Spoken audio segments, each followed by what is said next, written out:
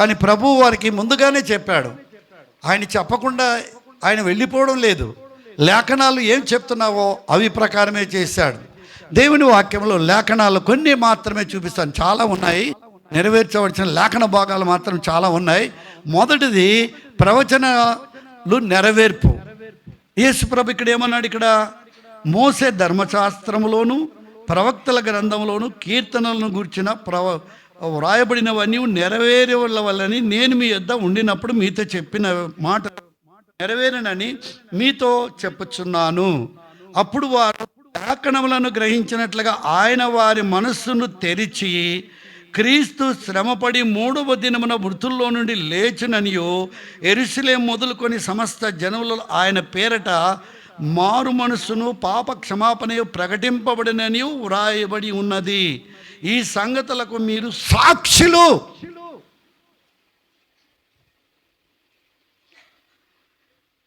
నెరవేర్పులో కొన్ని చూద్దాం. లేఖనాల్లో ఆది కాండంలోకి వెళ్దాం. యేసు ప్రభు చెప్పిన లేఖనాల నెరవేర్పు మొదటిది లేఖన ఆది కాండము 3వ అధ్యాయం 15వ వచనంలో. ఇక్కడ మనము అనేక సార్లు వాక్యాన్ని ఇవన్నీ కూడా నెరవేర్పు గురించి యేసు ప్రభువు ఆయన చెప్పినటువంటి మాట. లేఖనాలు నెరవేర్పు ప్రవచనాలు ఇవి. 15వ వచనంలో ఏమని రాయబడింది ఇక్కడ? మరియు నీకును స్త్రీకిని నీ సంతానమునకును ఆమె సంతానమునకును వైరము కలగజేతును, అది నిన్ను తల మీద కొట్టును, నీవు దానిని మెడమ మీద కొట్టదు. ప్రవచనాలు. ఎందుకు ఈ మాట చెప్పబడింది? ప్రవచనం ఆరంభ దశలో ఇక్కడ ఆరంభమవుతున్నది. ఏంటంటే ఇక్కడ ఎప్పుడైతే ఆదామవులు పాపము చేసి ఉన్నారో ఈ పాపమునకు ప్రాయశ్చిత్తం మరణము గనక, శిక్ష ఉన్నది గనక, అయితే ఇప్పుడు ఎప్పుడైతే వారిద్దరూ కూడా మౌనముగా యేసు దేవుని దగ్గర నిలబడి ఉన్నారో అక్కడ సర్పము కూడా, లూసిఫర్ కూడా నిలబడి ఉన్నాడు. సర్పరూపంలో నిలబడి ఉండినప్పుడు ముగ్గురుతో కూడా దేవుడు మాట్లాడుతున్నాడు. ఇక్కడ ఏమని మాట్లాడుతున్నాడు? ఇక్కడ ఆదాముని చూస్తే నువ్వు శ్రమపడి కష్టపడి చెమటూడ్చి ఈ మట్టిలోని పండించి వాటిని నువ్వు తిందు ఆహారం అగునన్నాడు. నువ్వు ఏ మట్టిలో తీయబడి ఉన్నావు ఆ మట్టిలోనికి వెళ్తావు అన్నాడు. రెండవది యొక్క సర్పమునకు పాముకు నీవు చేసిన మోసమును బట్టి నీవు కడుపుతో ప్రాగుతూ మన్ను తిందువు అని చెప్పాడు. మూడవది ఆ యొక్క అవ్వకు ఏం చెప్పాడు? నువ్వు ప్రసవ వేదనతో పిల్లలు కందువు అన్నాడు.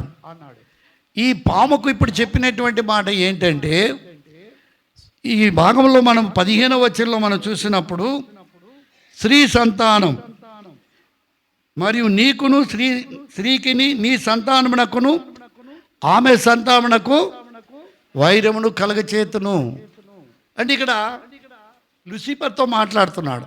నువ్వు చేసిన తప్పు, వీరికి చేసిన మోసాన్ని బట్టి పాపము ప్రవేశించి ఉందనగా పాపములో వచ్చే జీతం మరణము గనక ఆ మరణమునకు ఒక కార్యం ఇక్కడ జరగబోతుంది. ఏంటంటే స్త్రీ సంతానం అనగా యేసు ప్రభు స్త్రీ సంతానం, మనమందరం పురుష సంతానం.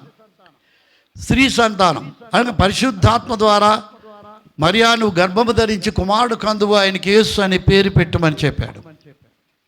కాబట్టి యేసు ప్రభు స్త్రీ సంతానము కాదు, ఆయన పురుష సంతానము కాదు, స్త్రీ సంతానం అనగా ఆయన దేవుని పరిశుద్ధాత్మతో ఆయన ఉద్భవింపబడి ఉన్నాడు కనుక ఈ యొక్క ఆ సంతానం క్రీస్తు సంతానం. ఆ సంతానము నీకు తల మీద కొట్టుననగా శిలువ మీద మానవుల పాపమునకు పరిహారమును కలిగించి మానవుని పాపమునకు శిక్ష యావత్తు ప్రభు అనుగ్రహం పొంది ఆయన ఈ యొక్క మరణాన్ని గెలిచి ఉన్నాడు. మనకు మరణము నుండి విడుదల కలిగించి ఉన్నాడు. ఇక్కడ వానికి తల మీద కొట్టాడు. నువ్వు తన మెడ మీద కొట్టేదవు అనగా అంటే ఏంటంటే నీవు అనేకమైన శ్రమలు పెట్టి యేసుక్రీస్తు గురించి ఇక్కడ మాట్లాడుతున్నాడు. నీవు అనేకమైన శ్రమలు పెట్టి ఆయన బాధపరిచి ఆయన కృంగ చేసి నువ్వెన్ని చేసినప్పటికి కూడా ఆయన మరణము నుండి గెలుచును. మనుషులు పాపము నుండి విడుదల కలిగించడానికి మనుషులందరి కొరకు ఆయన తన ప్రాణం పెట్టి మరణం మీద విజయము పొందును. ప్రైజ్ గాడ్, హల్లెలూయా. లేఖనాలు ప్రవచనాలు అలాగే దేవుని యొక్క వాక్య భాగంలో ఆదికాండము ఇక్కడ మనం చూసే ఆదికాండం 12:3 త్వరగా కొన్ని లేఖనాలు మాత్రం నేను చూపిస్తాను. ప్రవచనాలు ఇక్కడ ఏమన్నాడు యేసు ప్రభువు, మీరు ప్రవచనాలు మోసే ధర్మశాస్త్రమును ప్రవక్తల గ్రంథములోని లేఖనములను మీరు గ్రహించలే, ప్రవచనాలు గ్రహించలే, అవి నెరవేర్చడానికి వచ్చాను. ఇక్కడ నెరవేర్చాడు శిలువ మీద. 12వ అధ్యాయములో ఆదికాండము 3వ మనం చూద్దాం. ఇక్కడ నీవు ఆశీర్వాదముగా ఉందువు, నిన్ను ఆశీర్వదించు వారిని ఆశీర్వదించేదను, నిన్ను దూషించు వారిని శపించేదను, భూమి యొక్క సమస్త వంశములు నీ యందు ఆశీర్వదింపబడినని అబ్రాహాముతో అనగా. అబ్రాహాముతో ఇక్కడ చెప్తున్నాడు దేవుడు. అయితే నిన్ను నేను ఆశీర్వదిస్తానంటున్నాడు, అలాగే నిన్ను దూషించు వారిని శపించేదని అంటున్నాడు. అంటే ఎవరిని ఆశీర్వదించును? అబ్రహాముకి ఇక్కడ ఆశీర్వాదం ఇచ్చాడు. అది యేసుక్రీస్తును ఇక్కడ ఎవరైతే ఎవరైతే యేసు ప్రభును అంగీకరించి ఉన్నారో, యేసు ప్రభు యొక్క రక్తంలో కడగబడి ఉన్నారో వారందరూ కూడా దీవింపబడి ఉన్నారు, ప్రత్యేకింపబడి ఉన్నారు, ఆశీర్వదింపబడి ఉన్నారు, పవిత్రులుగా వారు ఉంటున్నారు. ఎవరైతే దూషించారో, ఎవరైతే క్రీస్తును గుర్తించలేకపోయారో వారు భయంకరమైనటువంటి మరణములను పొందారు, మరణమైన రోగములతో నింపబడ్డారు. లేఖనాలు ప్రవచనాలు నెరవేర్చబడుతున్నాయి ఇక్కడ. కాబట్టి యేసు ప్రభు చెప్పాడు ఇవన్నీ కూడా నెరవేర్చడానికి నేను వచ్చానని. ఆయన ఈ లోకంలో జన్మించినప్పుడు 3.5 సంవత్సరంలో ఈ లేఖన భాగాలన్నిటిని కూడా నెరవేర్చాడు. 18 అలాగే మనం చూసినట్టయితే 22వ అధ్యాయంలో 18వ వచనంలో మనం చూసినట్టయితే లేఖనాల ప్రవచనాల ప్రకారం ప్రభు ఇక్కడ ఏం చెప్తున్నాడు చూడండి.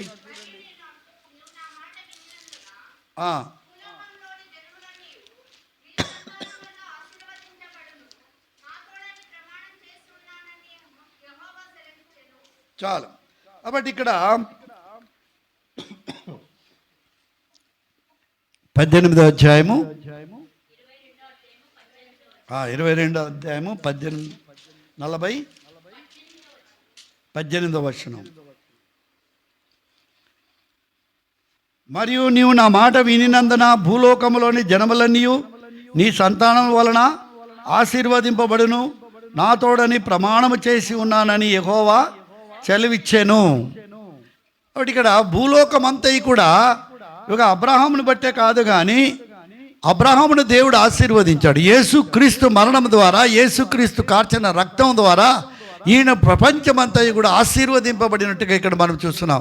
ప్రపంచంలో ఉన్నటువంటి కోటానుకోటు మనుషులు, దేవుని శాపగ్రస్తులైనటువంటి వారిని దేవుడు ఇక్కడ ఆశీర్వదించి ఉంటున్నాడు, దేవుడు వారిని దీవించి ఉంటున్నట్టుగా ఇక్కడ మనం చూస్తున్నాం. ప్రవచనాలు ఇవన్నీ నేను నెరవేర్చాను. అది అబ్రహాముకే కాదు, కానీ ఇదిగో నేను శాపగ్రస్తులైనటువంటి మనుషులందరినీ కూడా నేను ఆశీర్వదింపబోతున్నాను, వారిని నేను దీవించిపోతున్నాను అనే లేఖనాలు దేవుడు పరిశుద్ధ గ్రంథంలో ఇక్కడ మనము చూస్తున్నాం. ఎందుకంటే నేను ప్రవచనాలు నెరవేర్చడానికి వచ్చాను.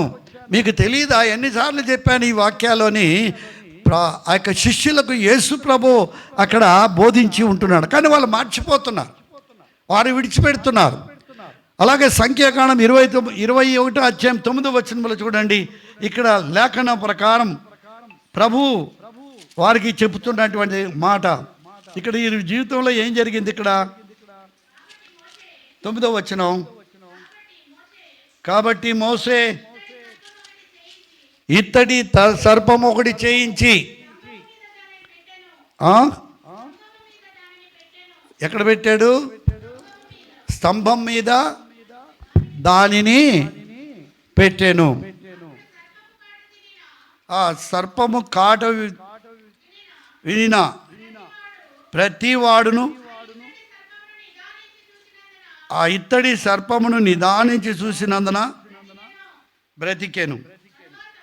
చాలు. కాబట్టి ఇక్కడ లేఖన భాగంలో మనం చూసినట్టు ప్రియమైనటువంటి వాళ్ళరా, దేవుడి లేఖనం ఏంటంటే ఇక్కడ చెప్పబడింది, ఆ యొక్క ఎత్తైనటువంటి స్థలంలో ఒక ఇత్తడి దీనిపైన ఒక స్తంభము పైన ఇత్తడి సర్పమును చేయించి దాన్ని వేలాడదీసి అక్కడ దాన్ని వేలాడి తీసినప్పుడు ఎవరు దాన్ని నిదానముగా చూస్తారో వారు బ్రతుకుదురు అని ఇక్కడ చెప్పబడి ఉంది. అని అక్కడ వారికి తాపకరమైనటువంటి పాములు, ఎందుకంటే మోసే మీద సనిగినందుకు. చూసారా? ఎవరి మీద చెప్పండి? మోసే మీద. గట్టిగా చెప్పండి అందరూ. ఇజ్రాయెల్ నడిపిస్తున్నాడు కదా మోసే. మరి మోసే అన్ని గొప్ప కార్యాలు చేసి అంత మేలు చేస్తే వాళ్ళ క్షేమం కొరకు ఆయన ప్రయాసపడుతుంటే మోసే మీద ఏం చేశారంటే వీళ్ళు శనిగినారు. శనిగినందుకు వీరికి ఏం కలిగిందంట? తాపకరమైన పాములు పంపించాడు దేవుడు. తాపకరమైన పాములు పంపించినప్పుడు ఆ విషయం వారి మీదికి వారికి ఎక్కి ఉంటుండగా కరిచినప్పుడు మరణంతో పోరాడుతున్నారు. కాబట్టి వారు అప్పుడు బాధపడుతున్నారు. అయితే ఇక్కడ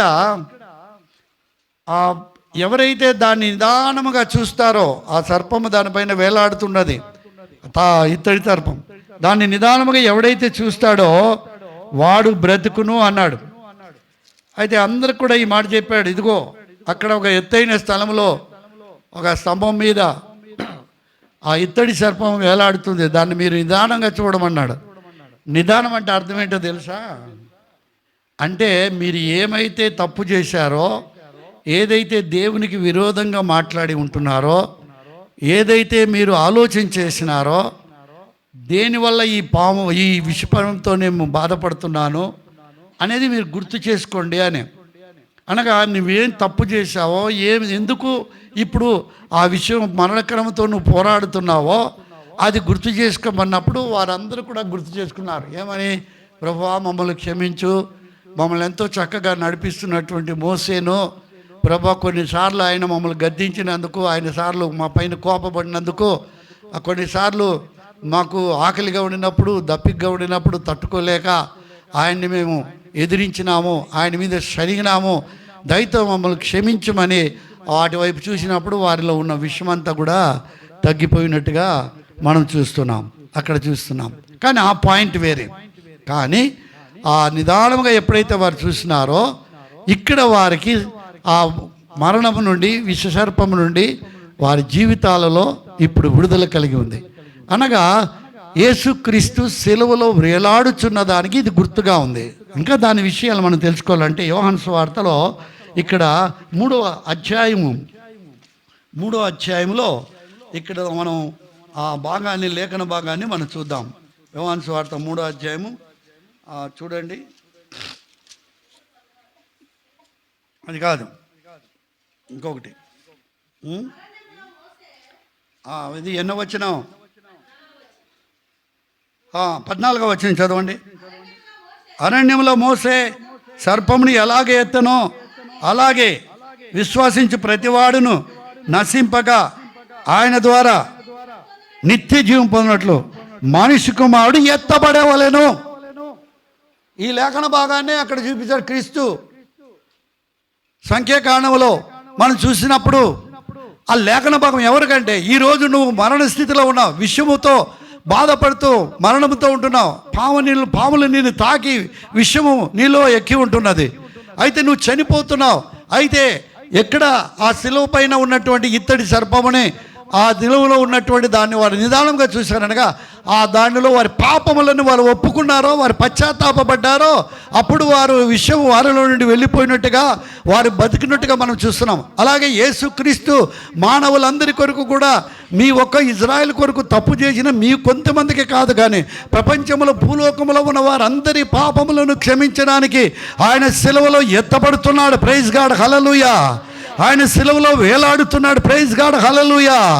ఆ సిలువ వైపు ఎంతమంది చూస్తున్నారో, ఎంతమంది చూసి వారు కన్నీరు కార్చి వారి పాపములను ఒప్పుకొని పశ్చాత్తాపడుతున్నారో, క్రీస్తు కార్చిన రక్తములో నుండి వారికి పరిపూర్ణమైన విడుదల కలుగుతున్నది. ప్రైజ్ గాడ్, హల్లెలూయా. లేఖన ప్రవచనాలు నెరవేర్చబడుచున్నాయి. నేను లేఖన ప్రవచనాలు నెరవేర్చడానికి వచ్చాను.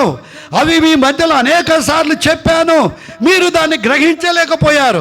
ఈనాడు క్రైస్తవులు కూడా అనేక మంది ప్రతి వాక్యమును ప్రసంగాలు వింటున్నారే కానీ వాటిని గ్రహించలేక, వాటిని హృదయంలోనికి తీసుకోలేక, వాటిని బట్టి పశ్చాత్తాపపడలేక, వాటి బట్టి వారు మార్పు చెందలేని జీవితాలతో ఉంటున్నారు. ఎన్నిసార్లు మీకు ప్రకటించాను, మీరు ఎందుకు గ్రహించలేకపోయారు? మీరు ఎందుకు కలవరపడుతున్నారు? ఎందుకు మీరు బలహీనులైపోయారు? ఎందుకు మీరు త్రోవ తప్పారు? ఎందుకు మీరు మళ్ళా నా యొక్క మార్గం నుండి విడిపోయారు? నేను మేలు చేయలేదా? మిమ్మల్ని ఆశీర్వదించలేదా? మిమ్మల్ని బలపరచలేదా? మీ మధ్యలో అద్భుతమైన కార్యాలు చేయలేదా? మీరు ఆశీర్వదించలేదు? మీకు ఉన్నతమైన స్థాయిని ఇవ్వలేదా? మీకు మంచి జ్ఞానాన్ని ఇవ్వలేదా? పరలోక సత్య మర్మములను మీకు నేను బోధించలేదా? ఆనాటి వారే కాదు, ఈనాటి క్రైస్తవులు కూడా దేవుడు చెప్తాడు, పరిశుద్ధాత్మ దేవుడు. ప్రవచనాలు, దేవుని వాక్యములు ఇక్కడ మనం చూద్దామండి. రెండవది ప్రవక్తల గ్రంథంలోనికి వెళ్దాం. ప్రవక్తల గ్రంథంలో చెప్పబడినటువంటిది ఆయన యేసుక్రీస్తుని గురించి చెప్పబడినటువంటి ప్రవచనాలు ఇక్కడ అంటున్నాడు కదా. ఆ యొక్క ప్రవక్తల ద్వారా చెప్పబడిన గ్రంథములో నుండి అంటున్నాడు. రెండవ సమూయేలు గ్రంథము చూడండి, 7:12 చదవండి. ఏమంటున్నాడు? నీ దినములు సంపూర్ణములగినప్పుడు నీవు నీ పితరులతో కూడా నిద్రించిన తర్వాత నీ గర్భములుండి వచ్చిన నీ సంతతిని హెచ్చించి రాజ్యమును అతనికి స్థిరపరిచేతను. అతడు నా నామ ఘనత కొరకు మందిరమును కట్టించును. అతని రాజ్యము సింహాసనం నేను నిత్యము స్థిరపరిచేదను. నిత్యము, ఇది దావీదుకి ఇచ్చినటువంటి దర్శనం, ప్రవచనం, దావీదుతో చేసిన మాట, తీర్మానం. కానీ ఇది సొలొమోనుకి. కానీ సొలొమోను కూడా స్థిరంగా రాజు కాలేదు. ఆయన స్థిరముగా రాజ్య పరిపాలన, ఆయన నిత్యము స్థిరపరచబడలేదు ఆయన. కానీ ఇది ఎవరంటే యేసుక్రీస్తు. ఆయన ఇక్కడ నీ సంతతి అనగా దావీదు యొక్క సంతతిలో నుండి, దావీదు సంతతిలో నుండి. అప్పుడు దేవుని వాక్యంలో మనము యెషయా గ్రంథం 11వ అధ్యాయంలో మనం చూసినప్పుడు యెషయా మొదలు నుండి చిగురు పుట్టును, దాని అంకురములు రాను అంటున్నాడు. యెషయా మొద్దులో నుండి చిగురు పుట్టును. కానీ యెషయాలో నుండి దావీదు వచ్చాడు. దావీదు కుటుంబంలో, దావీదు వంశవల్లిలో నుండి యేసుక్రీస్తు భూమి మీదకి వచ్చాడు. ఆయన సింహాసనం స్థిరముగా ఉండనని చెప్తున్నాడు లేఖన భాగం. ఆయన సింహాసనం గురించి ఇక్కడ మాట్లాడుతున్నాడు. ఇది సొలొమోను యొక్క సింహాసనం కాదు, అది 40 సంవత్సరాలే ఆయన సింహాసనం. ఆ యొక్క తర్వాత ఇజ్రాయెల్కు రాజులే లేదు, ఇజ్రాయెల్ రాజ్యమే లేదు ఇప్పటికీ. ఈ మధ్యలో ఇజ్రాయెల్ దేశం అనేటువంటిది వచ్చింది. ఇజ్రాయెల్ అందరూ చెదిరిపోయారు, ఇజ్రాయెల్ అందరూ కూడా పాడైపోయారు. యెరూషలేము పాడుగొట్టబడి ఉంది. కాబట్టి ఎవరి గురించి మాట మాట్లాడుతున్నాడు? ప్రభు, నీ దినములు సంపూర్ణములగినట్లు అప్పుడు నీవు నీ పితరులతో నిద్రించిన తర్వాత నీ గర్భము నుండి వచ్చిన నీ సంతతిని హెచ్చించి రాజ్యమును అతని స్థిరపరిచేదను అంటాడు. కాబట్టి అతడు నా నామ ఘనత కొరకు ఒక మందిరమును కట్టించును. అతని రాజ్యము సింహాసనము నేను నిత్యముగా స్థిరపరిచేదను. నా నామ ఘనత కొరకు అంటున్నాడు. కాబట్టి యేసుక్రీస్తు ప్రభు ఆయన కుమారుడిగా భూమి మీదకి వచ్చి ఆయన మనందరి కొరకు తన రక్తాన్ని గార్చి పరిశుద్ధమైనటువంటి సంఘంని స్థిరపిస్తున్నాడు. ఆయన కట్టిన సంఘం మరి ఎత్తబడేటువంటి క్రీస్తు కొరకు ఎత్తబడేటువంటి వారిగా మనం ఉంటున్నాం. ఆయన 1000 ఏళ్ళు పరిపాలన చేయబోతున్నాడు. ఆయన ఈ భూమి మీదకి రాబోతున్నాడు. నూతన యెరూషలేము స్థాపింపబడుతున్నాడు. 1000 సంవత్సరములు ఆయన రాజ్య పరిపాలన చేయబోతున్నాడు. ప్రియమైన వర్లరా, ఈ లేఖనాలు మీకు చెప్పలేదా? మీరు దాన్ని గుర్తించలేకపోయారా? దానిని మీరు మరి ఎంతవరకు మీరు గ్రహించారు? నేను ఎన్ని అద్భుతమైన కార్యాలు మీ మధ్యలో చేశానో మీరు గుర్తించలేకపోయారంటున్నాడు. అలాగే 16వ వచనంలో చూద్దామండి, ఏమంటున్నాడు ఇక్కడ? నీ మట్టుకు నీ సంతానమును నీ రాజ్యమును నిత్యము స్థిరముగాను నీ సింహాసనం నిత్యము స్థిరపరచబడును. కాబట్టినే దేవుడు ఆయన యేసుక్రీస్తు యొక్క ఈ భూమి మీదకి వచ్చి కుమారుడిగా వచ్చినప్పుడు ఈ లేఖన భాగాలని నెరవేర్చబోతున్నాడు. ఆయన సంతానం అనగా క్రీస్తు రక్తంలో బడిన మనం అందరం ఆయన సంతానం. ఆయన కుమారులు కుమార్తెలుగా మనం ఉంటున్నాం. మనము దీవింపబడుతున్నాం. ఆయనకు ఒక రాజ్యముగా ఉంటున్నాం. ఆయనకు ఒక మనము పరిశుద్ధులుగా ఆయన్ని స్తుతించి ఆరాధించేటువంటి వారిగా మనం ఉంటున్నాం. కాబట్టి ఈ ప్రవక్తల యొక్క గ్రంథాల్లో చెప్పబడినటువంటివి మీరు గ్రహించలేకపోతున్నారా అంటున్నాడు. దేవుని వాక్యములు యెషయా గ్రంథం 7:14 మనం చూసినప్పుడు ఆయన ఏ విధంగా ఈ లోకంలోనికి వస్తున్నాడో ప్రవచన రీతిగా మనకు ఇక్కడ కనబడుతున్నది. కాబట్టి ప్రభు తానే ఒక సూచక కార్యమును చేయును. ఆలకించండి అనగా వినండి, కన్యక గర్భవతి కుమారుని కనును, ఆయనకి ఇమ్మానుయేల్ అనేటువంటి పేరు పెట్టబడును అంటున్నాడు. ఇక్కడ ఏమంటున్నాడు? ఇక్కడ యెషయా గ్రంథంలో 7 ఇక్కడ మనం చూసినప్పుడు 14 వెళితే, కాబట్టి ప్రభు తానే ఒక సూచన మీకు చూపును, ఆలకించడి, కన్యక గర్భవతి కుమారుని కని అతనికి ఇమ్మానుయేల్ అని పేరు పెట్టబడెను. లేఖన భాగాలు నెరవేర్చబడి ఉంది. మత్తయి సువార్త 1 లేఖన భాగాన్ని మీకు ఎన్నిసార్లు నేను చెప్పాను, లేఖనాలు నెరవేర్చడానికి నేను వచ్చాను అని ఆయన చెప్తున్న మాట 21వ వచనంలో 1వ అధ్యాయం 21వ వచనం, ఆమె గర్భము ధరించి ఆమె ఒక కుమారుని కనును, తన ప్రజలను వారి పాపముల నుండి ఆయనే రక్షించను గనక ఆయనకి యేసు అని పేరు పెట్టుదువు. ఇదిగో కన్యక గర్భవతి కుమారుని కనును, ఆయనకి ఇమ్మానుయేలు పేరు పెట్టుదురు అని ప్రభు తన ప్రవక్తల ద్వారా పలికిన మాట నెరవేరినదంతా ఇదంతయు జరిగేను. లేఖనాలు. ప్రభు ఈ లోకానికి వచ్చింది ఒట్టి మాటలు చెప్పడానికి కాదు. ఆయన పుట్టుక ముందే ప్రపంచానికి ఆయన సమస్తాన్ని తెలియజేశాడు. ఆయన ఏమవుతున్నాడో, ఎలాగొస్తున్నాడో, ఎందుకు వస్తున్నాడో, ఏం చేయబోతున్నాడో, ఏం ప్రజల కొరకు ఇవ్వబోతున్నాడో, ప్రజల కొరకు ఏ కార్యములు చేయడానికి ఆయన త్యాగం చేసి తను తాను అభిషేకించుకొని భూమి మీదకి పుట్టాడో, ఆ మాటలని యేసు క్రీస్తుగా భూమి మీదకి రాకముందే ఆయన ఈ లేఖన భాగాలన్నింటిని కూడా తెలియజేశాడు. ఈ రోజున వారి మధ్యలో చెప్తున్నాడు పేతురు, ఈ రోజున సముద్రపు ఒడ్డున చెప్తున్నాడు వారందరికి కూడాను, మీకు తెలియదా, నీవు నన్ను ప్రేమిస్తున్నావా, మీరు నాతో నడిచి నాతో జీవించి నాలో అద్భుతమైన కార్యాలు చూసి నా ప్రేమను ఎరిగినటువంటి మీరు నన్ను విడిచిపెట్టారు. నీవు వెళ్ళింది కాక ఇతరులు కూడా తీసుకొని వెళ్ళి వారిని కూడా బలహీనులుగా నువ్వు చేసి ఉన్నావు. నేను నీ పైన ఒక ఉద్దేశము కలిగి ఉన్నాను. ఆ కార్యము చేయడానికి అనేక సార్లు పేతురు నిన్ను నేను గుర్తుపెట్టుకున్నాను, అనేక సార్లు నీతో అనేక విషయాలు మాట్లాడాను, నీవు నాతోనే ఉన్నావు. నా ప్రియమైన సంఘమా, యేసయ్య నీతో ఉన్నాడు, నిన్ను ప్రేమిస్తున్నాడు. నీతో అనేక విషయాలు చెప్పినప్పుడు ప్రభుని గ్రహించి ప్రభు యొక్క మార్గంలో నువ్వు ఎప్పుడైతే నడుస్తావో, పేతుర్ని ఏ విధంగా అత్యధికంగా దీవించి ఉన్నాడు, తిరిగి పశ్చాత్తాపడిన తర్వాత నిన్ను కూడా దేవుడు దీవించేవాడిగా ఆశీర్వదించేటువంటి వాడిగా ఉన్నాడు. ఈ లేఖన భాగాలు మీకు గుర్తులేదా? ప్రవక్తల గ్రంథంలో చెప్పబడినవి నెరవేర్చడానికి నేను వచ్చానని మీకు తెలీదా? నా ప్రియమైనటువంటి వాళ్ళ దేవుని వాక్యంలో ఇంకా ప్రవక్తల గ్రంథంలో ఏమున్నాయో మనం చూద్దాం. ఇక్కడ 9వ అధ్యాయం యెషయా గ్రంథము 6వ వచనాన్ని చూద్దాం. దేవుని వాక్యంలో త్వరగా మీరు చూడండి. 9వ అధ్యాయం 6వ వచనం, ఏలయనగా మనకు శిశువు పుట్టెను, మనకు కుమారుడు అనుగ్రహింపబడెను, ఆయన భుజముల మీద రాజ్యభారముండెను. ఆశ్చర్యకరుడు, ఆలోచనకర్త, బలవంతుడైన దేవుడు, నిత్యుడగు తండ్రి, సమాధానకర్తకు అధిపతి అని అతనికి పేరు పెట్టబడెను. ఈ లేఖనములు ఈ భారాన్ని భరించడానికి, ఇదిగో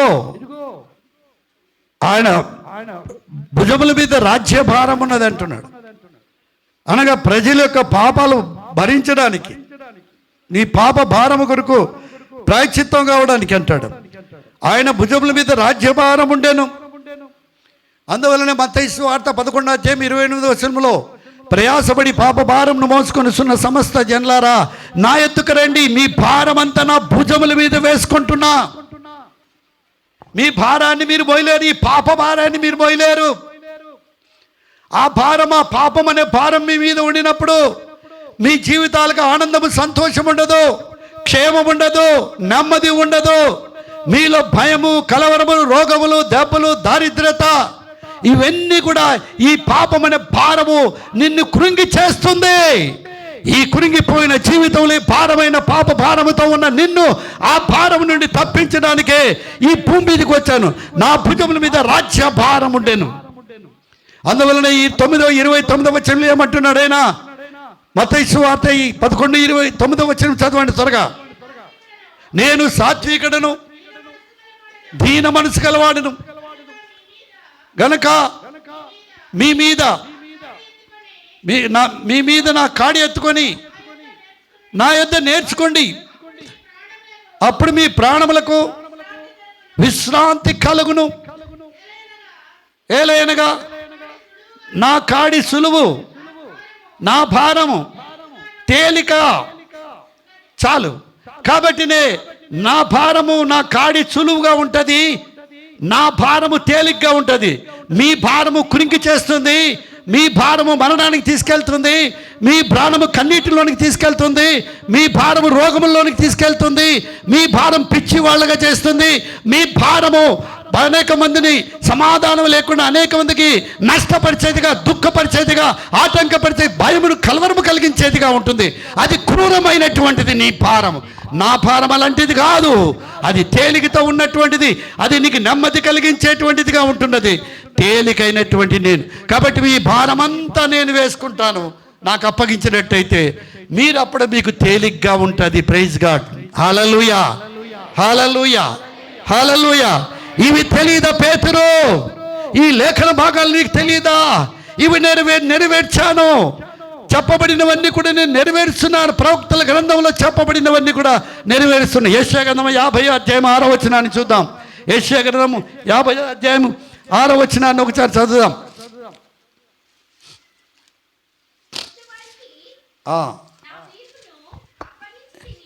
లేఖన భాగాలు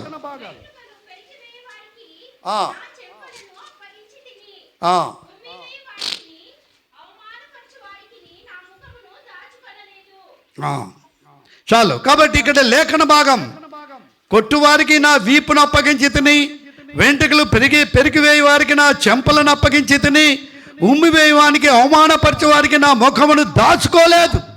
నెరవేరలేదా? పిలాతు యొక్క తీర్పు అయిన తర్వాత అధికార మందిరంలోనికి వెళ్ళినప్పుడు ఇక్కడ వారు వీపు మీద అనేకమైన 39 కొరడా దెబ్బలు కొట్టినట్టుగా మనం చూస్తున్నాం. బయటకు వచ్చినప్పుడు ఎన్నో లెక్కలేనటువంటివిగా కొట్టినారు. అలాగే మీ వెంట్రుకలను పెరిగివేయి వారికి అంటున్నాడు. ఆయన వెంట్రుకలు పెరిగి ఆయన తల మీద ఆ యొక్క ముళ్ళ కిరీటమును కొట్టినప్పుడు అది కార్యము నెరవేర్చుతున్నది. క్రీస్తుకు పూర్వం 700 సంవత్సరాల కిందట యెషయా ప్రవక్త ద్వారా దేవుడు బయలుపరిచినటువంటి సత్యం ఇది. యెషయా కాదు, కానీ ప్రియమైన వాళ్ళరా, రాబోయే నీ కొరకు, నా కొరకు, పొందబోయే క్రీస్తు కొరకు ఆయన ముందుగానే ఈ లేఖనాలన్నీ కూడా ఈ కండ్లు కనపడినట్టుగా మనకు కనపడుతున్నాయి. నా వెంట్రుకలు పెరిగివేయ వారికి నా చెంపలను అప్పగించి తిని, ఆయన చెంపల మీద కొట్టి నిన్ను కొట్టిన వారు ఎవరో, నిన్ను గుద్దిన వారెవరో?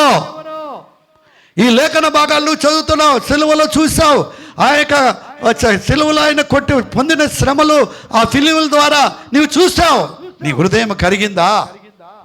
నువ్వు పశ్చాత్తాపడ్డావా? క్రైస్తవులు కఠినమైపోతున్నారు. క్రీస్తు శిలువ శ్రమలు కూడా ఫిలింలో చూసినప్పుడు కూడా వారికి హృదయం కఠినమైపోయింది. వారి జీవితంలో కన్నీరు అనేది కనపడదు. మొట్టమొదటిగా హిందూపురంలో ఫిలిం చూపించడం ఆరంభించింది నేను. కర్ణావాయుడు ఫిలిం ఫస్ట్గా ఇక్కడ హిందూపురానికి, చిత్తూరు, కళ్యాణదుర్గ మండలానికి, అన్ని ప్రాంతాల్లో కూడా నేను ఫిలిం చూపించాను.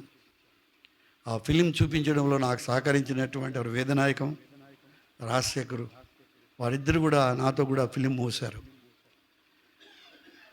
పాగోడలో ఫిలిం వేయాలనుకున్నాను. పాగోడలో ఫిలిం అక్కడ దర్జీ వారు ఉన్నారు, మంచి బిలీవర్స్ వాళ్ళు కోట్ల. నేను ప్రతి నెలకు ఒకసారి వారి మధ్యలో దేవుని వాక్యం అందించేవాడిని. ఇప్పటికీ నాతో మాట్లాడుతుంటారు. ఎప్పుడైనా అక్కడికి వెళ్తే నాతో మాట్లాడతారు. అయితే అక్కడ ఫిలిం చూపించాలని అడిగినప్పుడు వాళ్ళందరూ కూడా అన్నారు, ఇక్కడ చాలా కష్టం, ఎందుకంటే ఒకప్పుడు దేవుని సువార్త అక్కడ పర్సులో శనిమహాత్ముని పర్సులో ప్రకటిస్తున్నప్పుడు దొరగారు, అప్పుడు దొరలు మిషనరీస్ ఉండేవాళ్ళు. ఆ మిషనరీలు కొంతమంది పాస్టర్లు ప్రకటిస్తున్నప్పుడు ఆ పుస్తకాలు బైబిల్ అన్నీ కూడా వెళుతున్నటువంటి అక్కడ ఒక లోతైన బాగుంది. ఇప్పుడు రోడ్డు డబుల్ రోడ్ చేశారు. అది అక్కడ ఆ మెట్టులాగా ఉండింది. అక్కడ పట్టుకొని అన్నిటినీ బైబిల్స్ని పత్రికల్ని చింపి పాస్టర్లను కొట్టారు. నడాలు కూడా కొంతమందికి ఇరిగిపోయాయి. అక్కడ ఎవరు కూడా సువార్త ప్రకటించడానికి లేదు.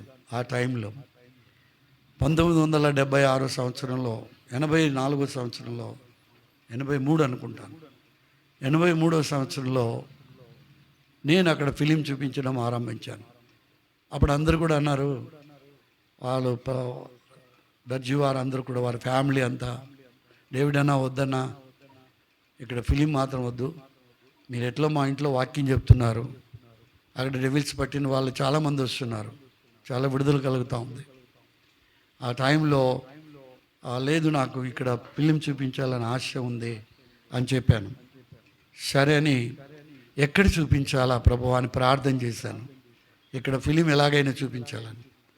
కానీ అక్కడ దర్జీ వారి యొక్క ఇంట్లో వారి పెద్ద కుమారుడైన ఆయన ఒక థియేటర్కి మేనేజర్గా పనిచేస్తున్నాడు. అంటే అప్పుడే ఆ థియేటర్ పాతది పడగొట్టి కొత్త థియేటర్ కట్టారు. అక్కడ కట్టిన తర్వాత ఆ ఓనర్ ఏం చేశాడంటే, మొట్టమొదటిగా ఏం ఫిలిం వేయాలా, ఇందులో ఒక మంచి ఫిలిం వేయాలా, దేవుని కార్యాలు ఫిలిం వేయాలా అని ఆలోచన చేస్తున్నాడంట. ఈ మేనేజర్ ప్రసాద్ వెళ్ళి, ఆయన పెద్ద కుమారుడు, పెద్ద ఆయన వెళ్ళి అడిగాడు, సార్ మరి మా పాస్టర్ గారు ఇక్కడ ఫిలిం తీసుకొచ్చాడు, కరుణామయుడు యేసు ప్రభు ఫిలిము, మరి మొట్టమొదటిగా ఫిలిము ఈ థియేటర్లో వేద్దామని నా ఆలోచన వచ్చింది, మీరేమంటారంటే, ఆయన జీవితంలో దేవుడికి ఉపకారం చేసి అంతకంటే అంత మంచి దేవుడు యేసు స్వామి గురించి ఆయన ఫిలిం వేస్తే మనకు మన థియేటర్కి ఆశీర్వాదం ఉంటుంది, గండాలన్నీ వెళ్ళిపోతాయి, తప్పకుండా వేసేయండి అని. అప్పుడు వెంటనే దండోర వేయించాను అంతాను, ఆ పాగోడు అంతా దండోర వేసి ఫ్రీ, కొత్త థియేటర్లో కొత్త ఫిలిం వేస్తున్నారు, కరుణామయుడి ఫిలిం, ఫ్రీ, టికెట్ లేదు అని చెప్తే ఆ ఫిలిం వేసేదానికి, అప్పుడు కరుణామయుడి ఫిలిం అంటే ఎవరికి తెలీదు. ఇప్పుడు కరుణామయుడు అంటే చూసినాంలే చాలాసార్లు అంటారు. అప్పుడు కరుణామయుడి పిక్చర్ అంటే అందరూ కూడా వచ్చేసారు, ఫుల్ అయిపోయింది. అక్కడ ఫిలిం వేస్తున్నారు. నా ఉద్దేశం ఏంటంటే, చాలాసార్లు కొన్ని సంవత్సరాలు, కొన్ని నెలలు నాతోనే ఉంది ఫిలిము. ఆపరేటర్ చేసేవాళ్ళు ఆపరేటర్ చేస్తారు, అబ్జర్వ్ చేసేవాళ్ళు అబ్జర్వ్ చేయాలి. ఈ అబ్జర్వ్ చేసేవాళ్ళు బయట పక్కలో ఉండాలి, మనుషుల్ని గమనించాలి, వాళ్ళు ప్రార్థన పూర్వకంగా ఉండాలి. ఎవరు అంత ఫీలింగ్ వాళ్ళలో ఉంటుంది, ఎవరు ఆసక్తిగా చూస్తున్నారు అనేటువంటిది వాళ్ళని గమనించాలి. కాబట్టి ఆపరేటర్ చేసినప్పుడు ఆ సౌండ్ సిస్టంలో ఎట్లా పెంచాలి, ఎప్పుడు పెంచాలి, ఎప్పుడు తగ్గించాలి, దాంట్లో కూడా కొంచెం రివైవల్ వస్తుంది. ఆ ఫిలిం వేసేటప్పుడు ప్రొజెక్టర్లో ఒక డైరెక్టర్గా దాన్ని ఎక్కడ యేసుప్రభు ఏం మాట్లాడుతున్నాడు, అక్కడ అద్భుతం జరిగినప్పుడు ఎట్లా పవరు, ఎక్కడ సౌండ్, ఆయన నెమ్మదిగా మాట్లాడు ఎట్లా నెమ్మదిగా, ఆ యొక్క నీటి ఆయన నడిచినప్పుడు, తుఫాన్లు రేగినప్పుడు, అది వచ్చినప్పుడు ఎలాగ పెట్టాలి దాన్ని, ఇవన్నీ లేకుండా ఊరికే పెట్టుకొని ఆడ కూర్చొనేది కాదు ఫిలిం అంటే. ఇవన్నిటిలోనే ఇటువంటిలోనే ప్రజల్లో ఒక భయం పుడుతుంది, ప్రజల్లో ఒక కలవరం వస్తుంది. ఈ సౌండ్ సిస్టంలో అవి పెట్టినప్పుడు యేసు ప్రభు మాట్లాడదు, ఆయన సిలువ, ఆయన అరిచేటప్పుడు, ఆయన కొట్టేటప్పుడు ఇలాగ పద్ధతి ఆ ఫిలిం ఆపరేటరు, ఆ యొక్క ప్రొజెక్టర్ ఆపరేటరు చేయవలసినటువంటి దాంట్లోనే ఉండేది మొత్తం. ఈ విధంగా నాకు బాగా తెలుసు. అయితే నేను అవన్నీ కూడాను ఆడ చూపిస్తూ చేస్తూ లాస్ట్ ఫైనల్లో ఆ యేసు ప్రభు యొక్క సిలువ దగ్గరికి వెళ్ళినప్పుడు, జడ్జిమెంట్ తీర్పు దగ్గరికి వెళ్ళినప్పుడు నేను బయటికి వెళ్ళిపోతాను. బయటికి వెళ్ళి ప్రజలందరినీ కూడా నేను చూస్తాను. ప్రజలు ఎటువంటి స్థితిలో ఉన్నారు. ఇప్పుడు ఆయన పొందే శ్రమలు, ఆయన మాటలు, ఆయన దెబ్బలు, ఆయన కార్చబడే రక్తం ఈ ప్రజల్లో ఎలాంటి మనసు కలుగుతుంది, ఎలాంటి ఉద్దేశం వీళ్ళు కలుగుతుంది, ఎలాగ వీళ్ళు పశ్చాత్తాపం కలుగుతుందో నేను ప్రజల్ని గమనించేవాడిని. అక్కడ గమనిస్తున్నప్పుడు ఒక చోట ఒక తండ్రి కూతురు నిలబడ్డారు. వాళ్ళు నిలబడినప్పుడు ఆ అమ్మాయి చాలా గట్టిగా ఏడుస్తూ ఉంది, చాలా గట్టిగా ఏడుస్తూ ఉంది. ఆ యేసు ప్రభు కొట్టినప్పుడల్లా ఏడుస్తుంది, ఆ కొరడా దెబ్బలు కొట్టినప్పుడల్లా గట్టిగా ఏడుస్తుంది. ఆయన అంటాడు, ఆ సినిమాని అమ్మాయి వాళ్ళు ఏడుస్తూ ఊరుకుంటా ఉన్నాడు. ఆమె లేదు ఆయన డాడీ నాకు చాలా బాధ వేస్తుంది, ఆయన ఇన్ని ఘోరమైన దెబ్బలని. ఆ అమ్మాయి దగ్గరే నేను నిలబడి ప్రార్థన చేసి ఈమెలో గొప్ప కార్యం చేయి ప్రభువా, ఆయనలో కూడా గొప్ప కార్యం చేయమని. అప్పుడు కంప్లీట్ అయిపోయినప్పుడు నేను ఎంతమందిని చూశాను పశ్చాత్తాపడు, వాళ్ళందరినీ కూడా ప్రత్యేకంగా ఒక 2 నిమిషాలు కలిసేవాడిని. మీకు ఇందులో ఏం కనపడింది సార్? ఆయన ఇన్ని దెబ్బలు కొట్టాడు. అప్పుడు ఆయనకు ఒక వాక్యం, గాస్పుల్. ఆయన ఈ విధంగా ఎందుకు సార్? ఆయనకు కొంచెం గాస్పుల్. ఇది ఫిలింలో ఉండటువంటిది. ఫిలిం మనం చూపించి రావడమో ఇది కాదు. దాంట్లో అక్కడ ఏం జరిగింది, ఈరోజు ఫిలిం చూపిస్తే అక్కడ ఎలా జరిగింది, ఏ విధముగా మనుషుల్లో రివైవల్ వచ్చింది, ఇక వాళ్ళ ఎటువంటి మనసు కరిగిందా లేదా, ఇవన్నీ కూడా మనం అబ్జర్వ్ చేసి తిరిగి వాళ్ళతో మాట్లాడి వాళ్ళ పేర్లు తీసుకొని, అలాంటి వాళ్ళ పేర్లు తీసుకొని వాళ్ళ కొరకు ప్రార్థన చేసేవాడిని. నేను వాళ్ళ కొరకు నేను ప్రార్థించేవాడిని. ఆ విధముగా ఏ థియేటర్ ఓనర్ అయినాడో ఆ ఓనరు కుమార్తె, ఆయన కుమార్తె కన్నీరు కార్చి ఏడ్చినప్పుడు నేను అడిగాను, ఆయన అడిగినప్పుడు ఈ థియేటర్ నాదే సార్ అన్నాడు. నేనే మంచి ఫిలిం సార్ మంచి దేవుని యేసు ప్రభు మీరు వేశారు, ఇంకే గండాలు లేవు సార్ నా థియేటర్కి అన్నాడు. ప్రైజ్ గాడు అందరూ చెప్పలు కొడతాం సార్. చూసారా, ఒక మెరికల్, ఒక అద్భుతం. కానీ నీవు ప్రార్థనపరుడుగా ఉండాలి, పవర్ ఉండాలి, శక్తి ఉండాలి, ఒక ఆశ ఉండాలి, ఒక ఆధారం ఉండాలి, ఒక ఆకలి తప్పి ఉండాలి. ఆత్మల గురించి ఎవరు ఏం చేస్తున్నారు? ఈ ఫిలింలో ఎంతోమంది రక్షింపబడ్డారు. ఈనాడు కుందిరిపి మండలంలో అనేక ప్రాంతాల్లోనూ, కుందిరిపి మండలం, చెట్టూరు మండలం అంతా నేను ఫిలింలు చూపించాను. అందువలనే అన్ని సంఘాలు అయినాయి, అంతమంది గ్రామాల్లో రక్షింపబడ్డారు. తిరిగి వారిని కాంటాక్ట్ అయ్యాను, తిరిగి వాళ్ళ మధ్యకి వెళ్ళాను, గ్రామంలోనికి వెళ్ళాను. ఎవరు ఆసక్తిగా ఉన్నారో వాళ్ళ మధ్యకి వెళ్ళి వారితో నేను మాట్లాడాను. అప్పుడు వారు ఇచ్చిన మాటలను బట్టి వారిని బలపరచడం, ఆ తర్వాత వాళ్ళని బట్టి ఒకరు క్రైస్తవులు, వాళ్ళని బట్టి ఇంకొకరు యేసు ప్రభువును అంగీకరించడము. కుందురిపి మండలము, చెట్టూరు మండలం, అలాగే కొత్తకోట, వైఎన్ఎస్ కోట, ఇవన్నిటిలో కూడా ఈనాడు సంఘాలు కట్టబడి ఉన్నాయి. కారణం అప్పుడు ఫిలిం లేదు, అక్కడ సువార్త చెప్పేవారు లేరు. కారణం ఏంటి? భారం, లేఖన భాగాలు. యేసు క్రీస్తు ఆయన భూమి మీదకి ఎందుకు వచ్చాడు? రాజ్యభారము, ఆయన భుజముల మీద రాజ్యభారముడను. ప్రపంచ మానవులందరి పాపములు ఆయన నువ్వు మోయలేని నీ భారం అంతా ఆయన మీద మోసుకొని నీకు తేలిక కనిపించాడు, విశ్రాంతినిచ్చాడు. నా ప్రియమైన సంగమా, ఈ లేఖనాలు నెరవేర్చడానికి నేను వచ్చానని శిష్యులతో మాట్లాడుతున్నాడు యేసు. ఆకలి ఫైనల్ మాటలు అవి. ఆయన ఆరోహణడవి వెళ్ళిపోతున్నాడు, ఇంకా ఆయన మాట్లాడుతున్నాడు. దేవునికి స్తోత్రం. హల్లెలూయా, హల్లెలూయా, హల్లెలూయా. అలాగే 52వ అధ్యాయం 18వ వచనాన్ని చూద్దాం. యెషయా గ్రంథం ఇక్కడ చూడండి ఏమంటున్నాడు ఇక్కడ.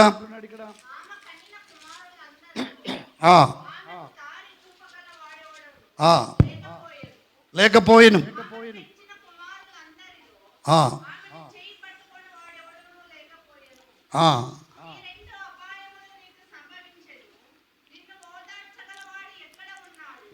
ఆరో అధ్యాయం 52వ వచనం చూడండి. ఐఎమ్ సారీ, లేదు, అదే 52 ఎన్నో వచనం చూస్తున్నారు?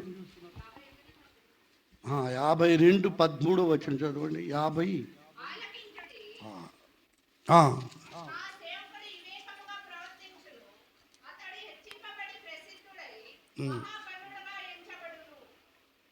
ఎన్నో వచనం?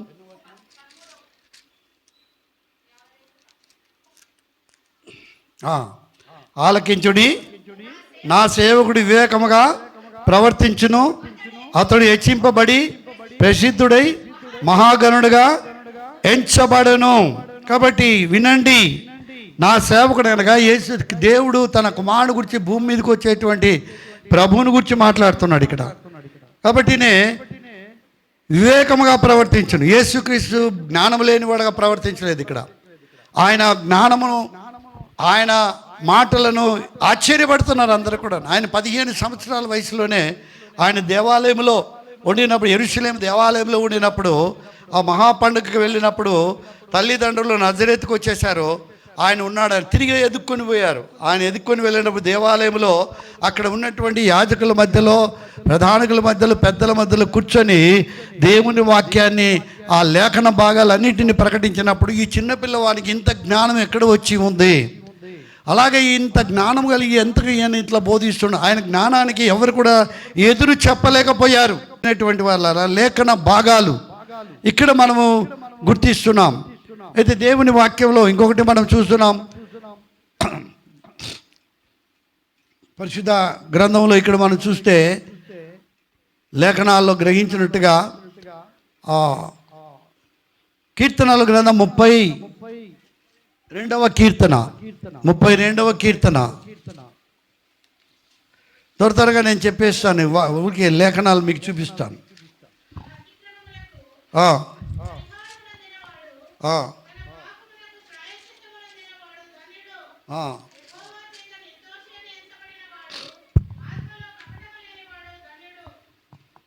కాబట్టి తన అతిక్రమములకు పరిహారము నొందినవాడు ధన్యుడు, తన పాపమునకు ప్రాయశ్చిత్తము నొందినవాడు ధన్యుడు. యెహోవా చేత నిర్దోషి అని ఎంచబడినవాడు, ఆత్మలో కపటము లేనివాడు ధన్యుడు. యేసుక్రీస్తు ప్రభు వారి ధన్యత గురించి మాట్లాడాడు. మత్తయి సువార్త 5వ అధ్యాయంలో, 5వ అధ్యాయంలోనికి వెళితే మత్తయి సువార్త 5వ అధ్యాయంలో కొండ మీద కూర్చొని ఇక్కడ ధన్యతల గురించి మాట్లాడుతున్నాడు. ఆత్మ విషయమై దీనులైన వారు ధన్యులు, పరలోక రాజ్యం వారిది. దుఃఖపడేవారు ధన్యులు, వారు ఓదార్చబడుదురు. సాత్వికులు ధన్యులు, వారు భూలోకంలో స్వతంత్రించుకొందరు. నీతి కొరకు ఆకలి దప్పలు గల వారు ధన్యులు, వారు తృప్తిపరచు. కనికర కలిపిన వారు ధన్యులు, వారి కనికరం పొందుతారు. హృదయ శుద్ధి గల వారు ధన్యులు, వారి దేవుని చూస్తారు. సమాధానపరచే వారు ధన్యులు, వారి దేవుని కుమారులను పడతారు. నీతి నిమిత్తం హింసింపబడి వారు ధన్యులు, పరలోక రాజ్యము వారిది. నా నిమిత్తము జనులు మిమ్మల్ని నిందించి హింసించి మీ మీద అబద్ధముగా చెడ్డ మాటలు పలుకున్నప్పుడు మీరు ధన్యులు. సంతోషించి ఆనందించుడి, పరలోకమందు మీ ఫలం అధికమగును. ఇలాగున వారు మీకు పూర్వమందుండిన ప్రవక్తలను హింసించరు. యేసుక్రీస్తు ప్రభువారు అక్కడ ధన్యతను గురించి వినాం. అయితే యేసు ప్రభు కుమారుడిగా భూమి మీదకి వచ్చినప్పుడు ప్రేమైన వాళ్ళరా ఇక్కడ ధన్యతలను చెప్తున్నాడు. అనేక మంది ఆ వాక్యములు విని వారు వచ్చిన టైంను మర్చిపోయారు, వారు కూర్చున్నటువంటి ఆలోచన మర్చిపోయారు, వారికి ఎండ దెబ్బ కొడుతున్న ఎండను మర్చిపోయారు. వారు రాత్రినగా పగలనగా 3 రాత్రి మగలు కూడా యేసు ప్రభు వారికి బోధించినప్పుడు వారు ఆనందంతో మరి సంతోషించారు. కాబట్టి ధన్యులు. లేఖనాలు దేవుడు చెప్పిన ప్రకారం ఇవన్నిటిని కూడా నేను నెరవేర్చడానికి వచ్చాను. అప్పుడు లేఖనంలో గ్రహించడం అని చెప్తున్నాడు. ఇవన్నీ గ్రహించండి. యోబు గ్రంథంలో 33:16, 18 వచనంలో మనం చూస్తున్నాం. యోబు గ్రంథం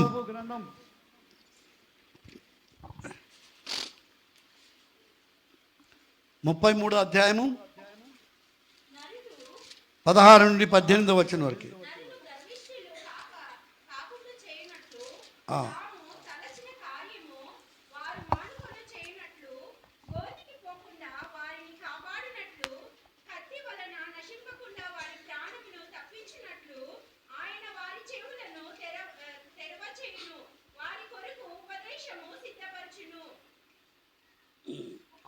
ఇక్కడ ఏమంటున్నాడు? నరులు గర్విష్ఠులు కాకుండా చేయనట్లు, తాము తలిచిన కార్యము వారు మానుకొన చేయనట్లు,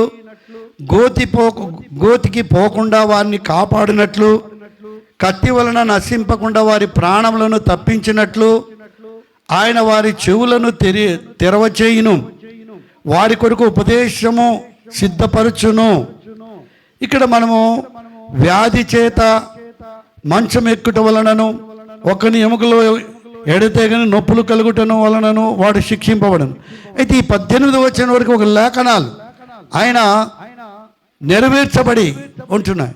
అని ఇక్కడ యేసు ప్రభు వీటన్నిటిలో నుండి నీ తప్పించడానికి, నీ ప్రాణము నుంచి విడిపి నీ గోతిలో పడకుండా జిగిటగల దొంగ ఊబిలో నుండి ఆయనను తన చేయి పట్టుకుని నన్ను లేవనెత్తి ఆయన బండ మీద నా అడుగులను స్థిరపరచను.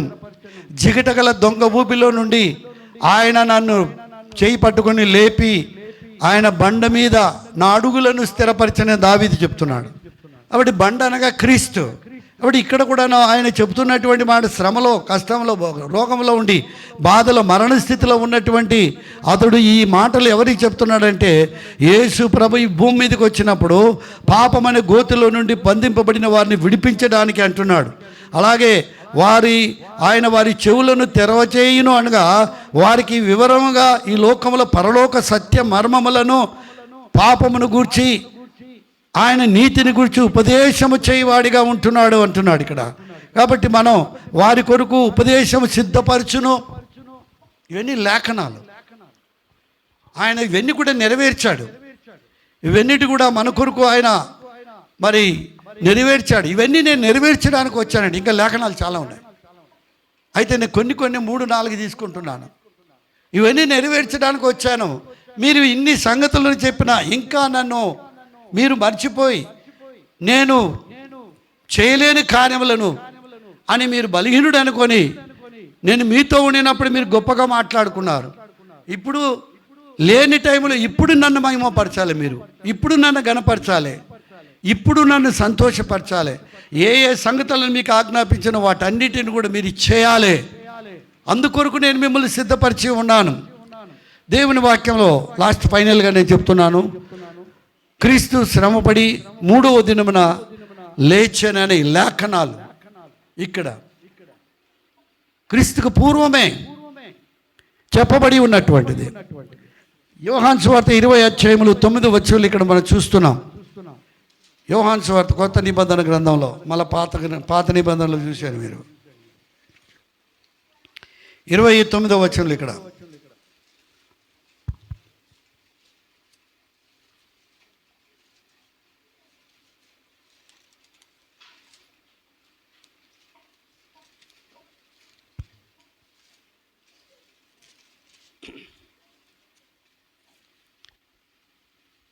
ఆయన మృతుల్లో నుండి లేచుట అగత్యమను లేఖనము వారికి అనుగ్రహింపరైది.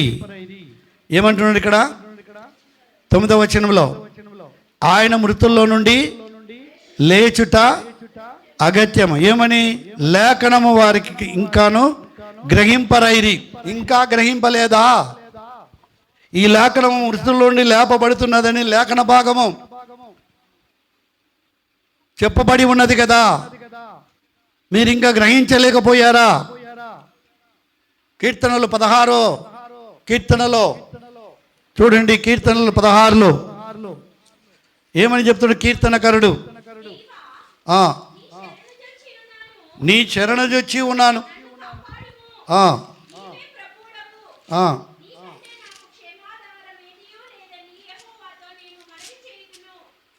అది కాదు, నీ పరిశుద్ధిని కుళ్ళపట్టు నీలేదని ఉంటుంది చూడు.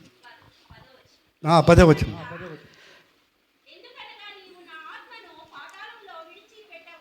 నా ఆత్మను ఎందుకనగా నా ఆత్మను పాతాళంలో విడిచిపెట్టవు, నీ పరిశుద్ధిని కుళ్ళు పట్టనీయవు, జీవ మార్గమును నీవు నాకు తెలియజేసేదవు, నీ సన్నిధిని సంపూర్ణ సంతోషము కలదు. లేఖనం, ఈ లేఖనం చెప్పబడింది మత్తయి యోహాను సువార్త 20:9 తిరిగి వారికి జ్ఞాపకం చేస్తున్నాడు.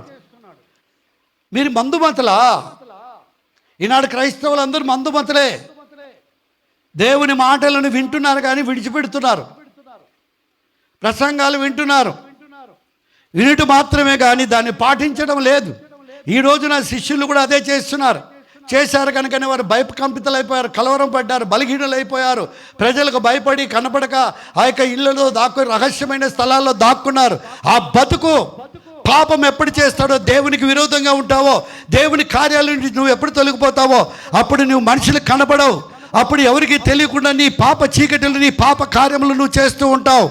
మనుషులు విశ్వాసుల దగ్గర కనపడవు, ప్రార్థనలో కనపడవు, మందిరంలో కనపడవు, ప్రార్థనలో కనపడవు. కారణం దేవుని మాటల నుండి దేవుని కార్యాలు విడిపోయినవా. ఇన్నిసార్లు మీకు చెప్పాలంటున్నాడు. లేఖన భాగాలలో ఉండవి నేను నెరవేర్చాను. ఏదైతే మీకు అప్పగించి వెళ్ళానో మీరు ఆ కార్యములు చేస్తున్నారా? ఈనాటి క్రైస్తవుల్ని సేవకులను అడిగితే దీనికి జవాబు చెప్పలేరు. ఈరోజు మీకు అప్పగించాను, మీరు అవి చేస్తున్నారా? ఏం అప్పగించాడు యేసు ప్రభు? మత్తయి సువార్త 28వ అధ్యాయం 19వ వచనాన్ని ఒకసారి చూద్దాం. ఆయన ఏం అప్పగించాడు ఇక్కడ?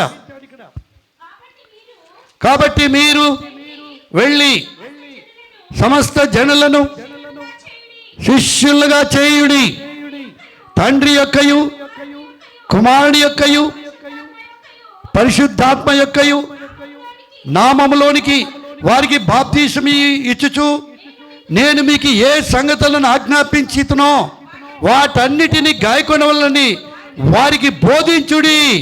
ఇదిగో నేను యుగ సమాప్తి పర్యంతరము సదాకాలము మీతో కూడా ఉన్నానని వారితో చెప్పాను. మరి యేసయ్య మనతో ఉన్నాడుగా. ఇప్పుడు యేసు మనకిచ్చిన మాట ఇది.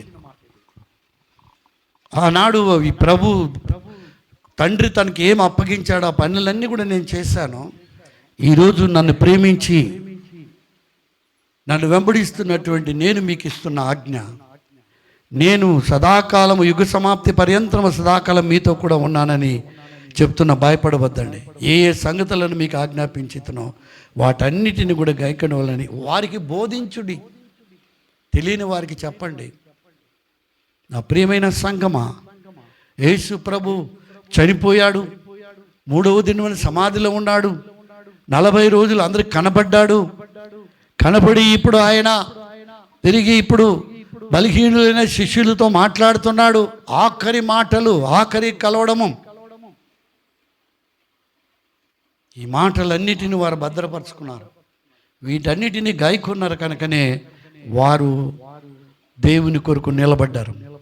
ప్రభు కొరకు ప్రాణాలు అర్పించడానికి, ప్రభుకు సాక్షులుగా ఉండడానికి, ప్రభువుని మహిమపరచడానికి, ప్రభు కార్యములు అద్భుతమైన కార్యములు ప్రజల మధ్యలో జరిగించడానికి పరిశుద్ధాత్మ అభిషేకంతో నింపబడిన వారై దేవుడు బలపరిచి వాళ్ళని లోకం మీదకి వదిలారు. దేవుని నీవు రక్షింపబడిన తర్వాత, నీ పాపం నుండి విడుదల పొందిన తర్వాత, నీవు రక్షింపబడిన తర్వాత దేవుని వాక్యంలో దేవుని సేవకుడు పెంచుతాడు మిమ్మల్ని. దేవుని మందిరంలో పెరుగుదల, విశ్వాసంలో, భక్తిలోను, ప్రార్థనలోను అన్నిటిని మీరు బలపడిన తర్వాత మీరు ఇతరులకు దేవుని వాక్యాన్ని ప్రకటించాలి. మీరు ఇతరులకు దేవుని కార్యాలను బోధించాలి. ఇతరులు ప్రభు యొద్దకు మీరు నడిపించే వారిగా ఉండాలి. ఆది అపొస్తలులు ఆనాడు ఆ పని చేశారు కనుక ప్రపంచమంతా ఈ రోజున క్రైస్తవ సమూహం కోట్లాది మందితో ఉంటున్నది. లెక్కించలేని జన సమూహంతో ఉంటుంది. నీ ద్వారా ఎన్ని ఆత్మలు రక్షింపబడుతున్నాయి, నీ ద్వారా ఎంతమందికి ఉపయోగం కలుగుతుంది, ఎంతమందికి నీ ద్వారా దేవుని ప్రేమను ప్రకటిస్తున్నావు, నీ ద్వారా మేలు ఎంతమంది పొందుతున్నారు, ఎంతమందిని ప్రభు మార్గంలోనికి నువ్వు నడిపిస్తున్నావు. నా ప్రియమైన సంగమా, నిన్ను నీవు రక్షింపబడినని చెప్పుకోవడం కాదు, కానీ ప్రభు నిన్ను అడుగుతాడు. నేను నీ పాప కూపంలో నుండి, చెడిపోయిన భ్రష్టత్వంలో నిన్ను తీశాను, నా కొరకు నువ్వేం చేశావు అంటే ఏం జవాబు చెప్తావు? యుగ సమాప్తి వరకు సదాకాలం నేను నీతో ఉంటానన్నాడు. ఆయన మాట తప్పడం మారని దేవుడు. ఆయన మనతోనే ఉన్నాడు. మరి నీతో సదాకాలం ఉన్న దేవుని గురించి భయపడు. దేవుడు నాతో మాట ఇచ్చాడు, సదాకాలం నేను నీతో ఉంటానని చెప్పాడు. ఇదిగో నేను దేవుని కార్యాలు ఎలా చేస్తున్నాను, దేవుని పనులు ఎట్లకు ముందుకు వెళ్తున్నా, ప్రార్థనలోను, భక్తిలోను, విశ్వాసంలో, పరిచర్యలోను, ప్రేమలోను, ఇతరులకు మేలు చేయడంలోను క్రీస్తుని సంతోషపరుస్తున్నానా? ప్రతి క్రైస్తవుడు కూడా విశ్వాసి అనబడిన వ్యక్తి ఎప్పుడైతే ఈ సత్యాలు తెలుసుకొని వీటిలో నడుస్తాడో వాడు ప్రభు కొరకు అంతవరకు నిలబడతాడు. ప్రభుని మహిమపరిచి ప్రభును సంతోషపరిచేటువంటి వారిగా వారు ఉంటారు. దేవునికి స్తోత్రం, హల్లెలూయా. ఇప్పుడు ఈ మాటలు విని వారు, ఇప్పుడు ప్రభు చెప్పిన మాటలు విని వారు ఆరోహణుడైపోయిన తర్వాత తిరిగి వారు ఇప్పుడు ప్రభు యొక్క మాటల ప్రకారం తిరిగి వారు యెరూషలేములోనికి వచ్చారు. వారు వచ్చి యెరూషలేములో ఉండినప్పుడు ఇక్కడ ఏం జరుగుతుంది? ఇప్పుడు బలపడ్డాడు దేవుడు. లాస్ట్ ఫైనల్ వాళ్ళకి మాటలు ఇచ్చాడు, వాళ్ళని హెచ్చరించాడు, గద్దించాడు, లాకడ భాగాలన్నింటినీ ప్రకటించాడు, చూపించాడు. మీతో ఇవన్నీ చెప్పాను, ఇదిగో బైబిల్లో నెరవేర్చబడి ఉన్నాయి, ఇదిగో వాటిని నేను నెరవేర్చాను. ఇప్పుడు నేను మీకు ఏ ఆజ్ఞాపించి ఉన్నానో అది మీరు చేయండి. నేను ఇచ్చేంత వరకు కూడా, మీరు శక్తి పొందేంత వరకు కూడా, నేను పంపించేంత వరకు కూడా మీరు వెయిట్ చేయండి. అనగా మీరు పరిపూర్ణులు కండి, పరిశుద్ధాత్మతో నింపడండి, బలంతో నింపబడి, జ్ఞానంతో, వాక్యంతో నింపబడండి. ఆ తర్వాత నేను మిమ్మల్ని పంపిస్తానంటాడు. వాక్యంలో మనం చూద్దాం. అపోస్తల కార్యం 1:8 ఇప్పుడు ఇక్కడ ఆరంభమవుతున్నది ప్రభు కార్యములు. ఇక్కడ వారు ఇప్పుడు తిరిగి వారు ఆరోహణుడైపోయిన తర్వాత వెళ్ళిపోలేదు, కానీ ప్రభు చెప్పిన ప్రకారము ఆయన పరిశుద్ధాత్మ మీ మీదికి వచ్చినప్పుడు మీరు శక్తినందుదు గనుక మీరు యెరూషలేములోను యూదయ సమరయ దేశములంతటను భూదిగంతముల వరకును నాకు సాక్షులై ఉందరని వారితో చెప్పాను. ఈ మాటలు చెప్పి వారు చూస్తుండగా ఆయన ఆరోహణమాయను. అప్పుడు ఒక మేఘము వచ్చి వారి కన్నులకు కనపడకుండా ఆయనను కొనిపోయాను. ఆయన వెళ్ళిచుండగా వారు ఆకాశం వైపు తేరి చూచుచుండరి. అప్పుడు తెల్లని వస్త్రంలో ధరించుకొనిన 2 మనుషులు వారి యొద్ద నిలిచి, గలిలయ మనుషులారా, మీరెందుకు నిలిచి ఆకాశం వైపు చూస్తున్నారు? మీ యొద్ద నుండి పరలోకమునకు చేర్చుకోబడిన ఈ యేసే ఏ రీతిగా పరలోకమునకు వెళ్ళుట మీరు చూచితురో ఆ రీతిగానే ఆయన తిరిగి వచ్చునని ఈ వార్త చెప్పాను. అందరూ చెప్పలకూడదాం. తిరిగి వస్తున్నాడు ఆయన తిరిగి వస్తున్నాడు. మరి ఆయన కొరకు నీకు అప్పగించిన పని నువ్వు చేస్తున్నావా? ఆయన నీకు అప్పగించిన పని నువ్వు చేస్తున్నావా? నిన్ను ఎందుకు కాపాడినాడు? ఎందుకు విడిపించినాడు? ఎందుకు పాపముల నుండి ఆయన ప్రత్యేకపరిచినాడు? నీ రోగము నుండి, నీ యొక్క భయంకరమైన జీవితం నుండి, అనేక మరణ స్థితిలో నుండి, దారిద్ర్యమైన జీవితంలో నుండి ఈ రోజున ఉన్నతమైన స్థాయి దేవుడు ఇచ్చి ఉంటున్నాడు. కారణం ఆయన మహిమ కొరకు ఆయన తిరిగి రాబోతున్నాడు. ఆయనతో నీవు ఉండాలి, నువ్వు ఆయన కొరకు ఎత్తబడాలి, ఆయనతో 1000 ఏళ్ళు పరిపాలన ఉండాలి, ఆయనతో 7 ఏళ్ళు నువ్వు మధ్యాకాశంలోనికి వెళ్ళాలి. ఆయన యొక్క కడ శబ్దం వినినప్పుడు నువ్వు మహిమతో నింపబడి ఎగరాలి. ప్రైజ్ గాడ్, హల్లెలూయా, ఆమేన్. నా ప్రియమైన సంగమా, ఎందుకు గలిలయ మనుషులారా ఆకాశం వైపు చూస్తున్నారు? ఆయన ఎలాగ ఇప్పుడు వెళ్ళాడో తిరిగి వస్తాడో. మీరు చేయవలసిన కర్తవ్యం ఆయన ఏమి మీకు బోధించాడో, ఏమి చెప్పాడో ఆ పని మీరు చేయండి. ఎంతమంది చేస్తున్నారు? విశ్వాసులు చేస్తున్నారా? భక్తులు చేస్తున్నారా? వీరందరికంటే ఈనాడు నన్ను దేవుడు పిలిచాడని చెప్పుకున్నటువంటి సేవకులు ఎంతమంది ఈ పని చేస్తున్నారు? ఆయన తిరిగి వచ్చేదానికి సంఘములు సిద్ధపరుస్తున్నారా? ఆత్మలు సిద్ధపరుస్తున్నారా? చెడిపోయిన ఆత్మలు, నశించిపోయిన ఆత్మలు, భ్రష్టత్వంలో ఉన్నటువంటి వారిని, పాప జీవితంలో నలుగుపోతున్నటువంటి వారిని రక్షించి, వారిని బాగు చేసి, మెరుగుపరిచి, పరిశుద్ధులుగా తిప్పి, భక్తితోను, విశ్వాసంతో, ప్రార్థనతో, ప్రేమతో నింపి వారిని నా కొరకు సిద్ధపరచమని ఒక్కొక్క దైవ సేవకుని దేవుడు ఏర్పాటు చేసుకుని ఉన్నాడు. ఈనాడు ఎంతమంది చేస్తున్నారు ఈ పని? దేవుడు నాకు ఒక పని అప్పగించాడు. ఏ పని అప్పగించాడు? డబ్బును సంపాదించమని అప్పగించలేదు. దేవుడు అప్పగించిన పని నశించిపోతున్న ఆత్మలను, వారిని బాగు చేయమని, వారిని నడిపించమని, వారిని నా యొద్దకు నడిపించమని దేవుడు నాకు ఇచ్చిన మాట అని ఏ సేవకుడు తలంచి ఆ భారంతో పని చేస్తాడో ఆ సంఘము మహిమ కలిగిన సంఘముగా ఉంటుంది. ఆ సంఘములో దేవుని ఆత్మ సంచరిస్తుంది, పరిశుద్ధాత్ముడు. ఆ సంఘములో ప్రతి ఒక్కరు ప్రార్థన పరులుగా ఉంటారు. ఆ సంఘములో ప్రతి ఒక్కరు వాక్యమును ప్రకటించేవారుగా ఉంటారు.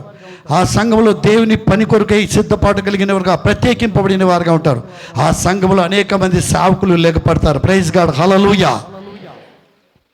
ఆ ప్రియమైన సంఘమా, వారు ఎప్పుడైతే ఈ మాటలు విన్నారో, ఆ మాటలు విని భయపడి తిరిగి లోకంలోనికి వెళ్లకుండా వారు ఏకాంతముగా ప్రార్థన చేస్తూ ఒక ప్రత్యేకమైన స్థలంలో ఉంటున్నారు. 8వ వచనంలో పరిశుద్ధాత్మ మీ మీదికి వచ్చినప్పుడు మీరు శక్తి నొందుదురు, మీరు యెరూషలేములోను యూదయ సమరయ దేశములంతటను భూది గంతలో నాకు సాక్షులై ఉందరని వారితో చెప్పాను. కాబట్టి ఇప్పుడే మీరు వెళ్ళవద్దండి, మీరు వేచి ఉండండి, నేను ఎప్పుడు పంపుతానో అప్పుడు మీరు వెళ్ళమని చెప్పాడు. వారు ప్రార్థిస్తుండగా ఎప్పుడైతే వేచి ఉంటావో పరిశుద్ధాత్మ నీ మీదికి వచ్చినప్పుడు అప్పుడు నీవు ఏమి మాట్లాడాలో నీ మాటలు మరుగుపరిచి నీతో ప్రభు మాట్లాడతాడు. ప్రజలకు నీ మాటలు ఇంపుగా ఉంటాయి, ప్రజలకు పాపం నుండి విడుదల కలిగించేవిగా ఉంటాయి, వాళ్ళ యొక్క కఠిన హృదయాలను మార్చేగా ఉంటుంది. కానీ దేవుడు మాట్లాడతాడు, నీవు కాదు, కేవలం నువ్వు ఒక బూర మాత్రమే. నీలో బూరలో నుండి ఒక శబ్దం వస్తుంది, ఆ శబ్దం దేవుడు. ఓంకారం, దేవుడు ఓంకారుడు.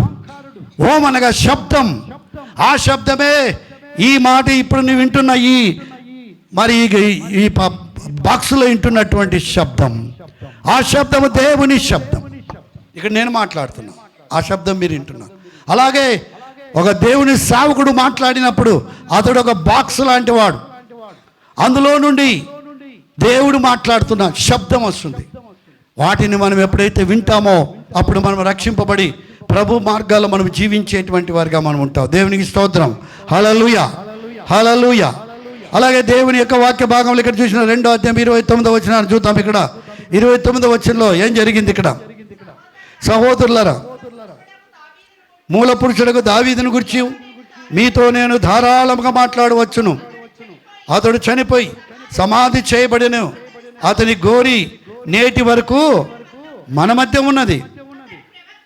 అతడు ప్రవక్త ఉండను కనుక అతని గర్భఫలంలో ఉండి అతని సింహాసనం మీద ఒకని కూర్చుండి పెట్టెదను అని దేవుడు తనతో ప్రమాణపూర్వకంగా ఒట్టు పెట్టుకుని సంగతి అతడు ఎరిగి క్రీస్తు పాతాళంలో విడవబడలేదనియు ఆయన శరీరం కుళ్ళిపోలేదనియు దావీదు ముందుగా తెలుసుకొని ఆయన పునరుత్థానం కూడా చెప్పాను. ఈ యేసును దేవుడు లేపెను, దీనికి మేము అందరము సాక్షులము కాగా ఆయన దేవుని కుడిపార్శ్వమున హెచ్చింపబడి పరిశుద్ధాత్మను గురించిన వాగ్దానమును తండ్రి వలన పొంది మీరు చూచుచూ వినుచున్న దీని కుమ్మరించి ఉన్నాడు. దావీదు పరలోకమునకు ఎక్కిపోలేదు, అయితే అతడు ఇట్లనేను, నేను నీ శత్రువులను నీ పాదముల క్రింద పాదపీఠముగా ఉంచు పర్యంతరం నీవు నా కుడిపార్శ్వమును కూర్చుండుమని నా ప్రభువుతో చెప్పగా మీరు సిలువ వేసిన ఈ యేసునే దేవుడు ప్రభువుగాను క్రీస్తుగాను నియమించెను. చప్పట్లు కొడతాం అందరూ. ప్రభువుగాను క్రీస్తుగాను నియమించాను. నేను పరలోకానికి వెళ్ళలేదు కానీ ఆయన పరలోకానికి వెళ్ళాడు. దేవునికి స్తోత్రం. హల్లెలూయా. నేను కింద వాడిని, ఆయన పైవాడని. ఈ సత్యములు దావీదు కీర్తనలు చదువుతున్నారు కదా మీరు, అందులో రాయబడినటువంటి లేఖన భాగాలు ఇక్కడ నెరవేరి ఉంటున్నాయి కదా, మీరు వినలేదా? ఈ వాక్యమును విని మాటలు విని అనేక మంది రొమ్ము కొట్టుకొని ఏడ్చి ప్రలాపించి ఈ దేశాల నుండి వచ్చినటువంటి వారందరూ కూడా కన్నీరు కార్చి 3000 మంది ఒకేసారి యేసు ప్రభువును అంగీకరించారు. Praise God. Hallelujah, hallelujah, hallelujah. ప్రభునందు ప్రియమైనటువంటి వాళ్ళారా, ఇంతటితో నేను ముగిచ్చేస్తున్నాను. చాలా లేఖన భాగాలు ఇంకా చాలా ఉన్నాయి. లేఖన భాగాలు ప్రవక్తల గ్రంథంలో రాయబడినటువంటివి కూడా చాలా లేఖన భాగాలు. ఈ బైబిల్ అన్నీ కూడా పాత నిబంధన కొత్త నిబంధన అన్నీ కూడా బైబిల్లో అన్ని లేఖనాలు ప్రవక్తల ద్వారాను మరి దేవుడిచ్చిన ప్రవచనాలు ఇవన్నీ కూడా ఎన్నో ఉంటున్నాయి. ఇవన్నీ కూడా నెరవేర్చాడు. అందరూ చెప్పాలి కూడా యేసుక్రీస్తు ప్రభు భూమి మీద వచ్చి. మరి ప్రభు నీకు అప్పగించిన పని నువ్వు నెరవేరుస్తావా? ప్రభు నీకు అప్పగించిన పని నువ్వు నెరవేరుస్తావా? ఏ పని నీకు చెప్పాడో ఆ పని నువ్వు చేయడానికి కదా నిన్ను ప్రత్యేకంగా పిలిచాడు దేవుడు. ఈనాడు ఒక విశ్వాస, ఒక క్రైస్తవుడుగా, క్రైస్తవురాలుగా దేవుని యొక్క మందిరంలో నువ్వు ఒక వ్యక్తిగా కనపడుతున్నావంటే నీ పట్ల దేవుని ఉద్దేశం ఒకటి ఉంది. ఆ ఉద్దేశాన్ని నెరవేర్చగలవా? ఒకసారి ప్రార్థించండి.